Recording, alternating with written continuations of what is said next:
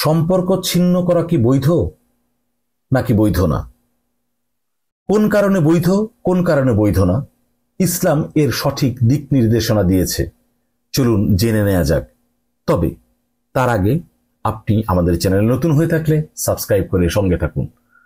কোন মুসলিমের জন্য সুস্পষ্টভাবে অন্য মুসলমানের জন্য সুসম্পর্ক নষ্ট করা মারাত্মক গুনাহ।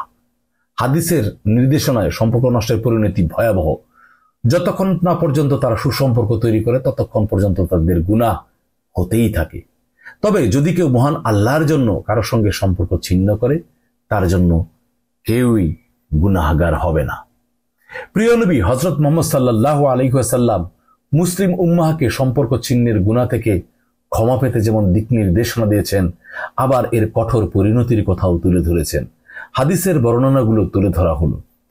হযরত আয়েশা রাদিয়াল্লাহু তাআলা আনহা বর্ণনা করেন, রাসূল সাল্লাল্লাহু আলাইহি ওয়াসাল্লাম বলেছেন, কোন মুসলিমের জন্য অপর মুসলিমের সঙ্গে 3 দিনের বেশি সম্পর্ক ছিন্ন করে থাকা উচিত নয়। এরপর সে তার দেখা পেয়ে তাকে 3 বার সালাম দিলে যদি সে একবারও উত্তর না দেয়, তবে সে তার গুনাহসমূহ প্রত্যাবর্তন করল একদম গুনার সঙ্গেই। আবু দাউদ।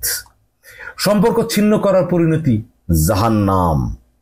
হযরত আবু হুরায়রা রাদিয়াল্লাহু তাআলা আনহু বর্ণনা করেন, রাসূল সাল্লাল্লাহু আলাইহি ওয়াসাল্লাম বলেছেন, কোন মুসলিমের জন্য তার অপর ভাইয়ের সঙ্গে সম্পর্ক ছিন্ন করে 3 দিনের বেশি থাকা হালাল নয়।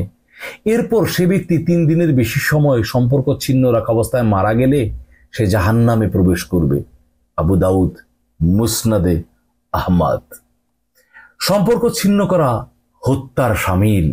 হযরত আবু খিরাস আস-সুলামি রাদিয়াল্লাহু আনহু বর্ণনা করেন, তিনি রাসূল সাল্লাল্লাহু আলাইহি ওয়াসাল্লামকে বলতে শুনেছেন যে তার ভাইয়ের সঙ্গে 1 বছর সম্পর্ক ছিন্ন রাখলো, সে যেন তাকে হত্যা করলো। আবু দাউদ আদাবুল মুফরাদ। সম্পর্ক ছিন্নকারীর ক্ষমা নেই। হযরত আবু হুরায়রা রাদিয়াল্লাহু তাআলা আনহু বর্ণনা করেন, নবী সাল্লাল্লাহু আলাইহি ওয়াসাল্লাম বলেছেন, প্রত্যেক সোম ও বৃহস্পতিবার জান্নাতের দরজাসমূহ খোলা হয়।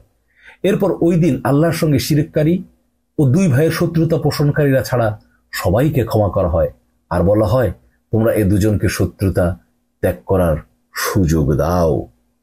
ইমাম আবু দাউদ রাহমাতুল্লাহ আলাইহি বলেন, নবী সাল্লাল্লাহু আলাইহি ওয়াসাল্লাম 40 দিন যাবত তার কোন এক স্ত্রী থেকে বিচ্ছিন্ন ছিলেন। হযরত ইবনে উমর রাদিয়াল্লাহু তাআলা আনহু আমৃত্যু তার এক পুত্রের সঙ্গে সম্পর্ক ছিন্ন অবস্থায় ছিলেন। এই সম্পর্কে ইমাম আবু দাউদ রাহমাতুল্লাহ আলাইহি বলেন, সম্পর্ক ছেদ মহান আল্লাহর সন্তুষ্টি অর্জনের উদ্দেশ্য হয়ে থাকলে তাতে গুনাহ নেই। এমনি ভাবেই হযরত ওমর ইবনুল আব্দুল আজিজ রাহমাতুল্লাহ আলাইহি এক ব্যক্তি থেকে তার চেহারা আড়াল করে রেখেছেন। আবু দাউদ, মুসলিম, তিরমিজি, আদাবুল মুফরাদ। সুতরাং মুমিন মুসলমানের উচিত একমাত্র আল্লাহর উদ্দেশ্যেই সম্পর্ক ছিন্ন করা, এছাড়া 3 দিনের বেশি সম্পর্ক ছিন্ন না করা, সব সময় সুসম্পর্ক বজায় রাখা, সম্পর্ক ছিন্নের গুনাহ ও শাস্তি থেকে নিজেদেরকে নিরাপদ রাখা। আল্লাহ তাআলা মুসলিম উম্মাহকে হাদিসের উপর যথাযথ আমল করার তৌফিক দান করুন। আমিন।